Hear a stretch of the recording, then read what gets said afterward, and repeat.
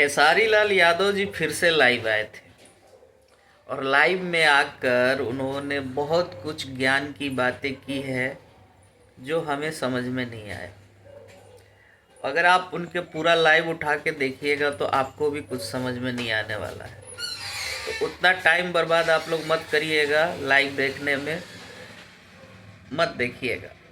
कुछ ऐसा नहीं है उसमें, सिर्फ और सिर्फ बुराई, दिनेश लाल यादव को टारगेट करना कि आप हमको बाज़ार में जूता से नहीं मार सकते हैं, आपकी औकात नहीं है, अगर मैं अपने पर आऊँ तो मैं सबको नंगा कर दूँगा।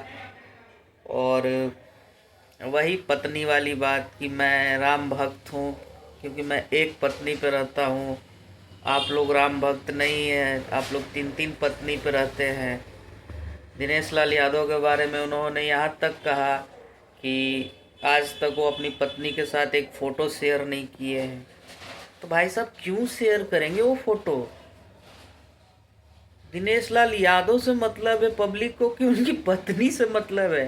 पब्लिक बोलने जा रही है क्या उनके घर की आप फ़ोटो शेयर करिए, या आपको कोई बोलता है कि आप फ़ोटो शेयर करिए? आपकी इच्छा है कि आप शेयर करते हैं, उनकी इच्छा है वो नहीं शेयर करते। तो इसमें टिप्पणी करना हमको नहीं लगता, ये बिल्कुल अनलॉजिक था। इसलिए मैं कह रहा हूँ कि मत देखिएगा आप लोगों लाइव। रही बात पवन सिंह के ऊपर बोल रहे हैं और बोल रहे हैं कि दो दो लोग हैं जो बिना फीस का वकील बन रहे हैं। जैसे दिनेश लाल यादव अभी कुछ नहीं है, मतलब कुछ नहीं का मतलब राजनीति में अभी कोई ओहदा नहीं है उनका, और पवन सिंह का कोई ओहदा नहीं है, उस पर वो बोल रहे थे।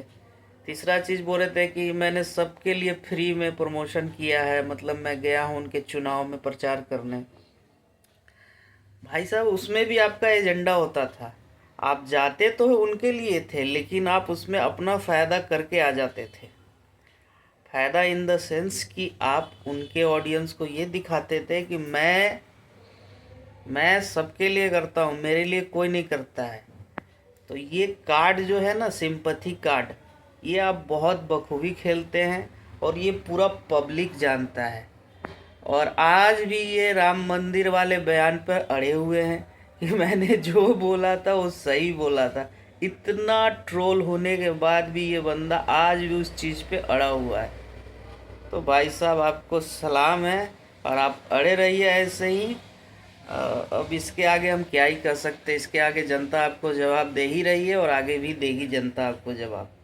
तो भाई लोग लाइव देखने की कोई ज़रूरत नहीं है, सारा चिट्ठा मैंने यहीं बता दिया। लगभग इतनी बातों के इर्द गिर्द ही उनका पूरा लाइव चला है।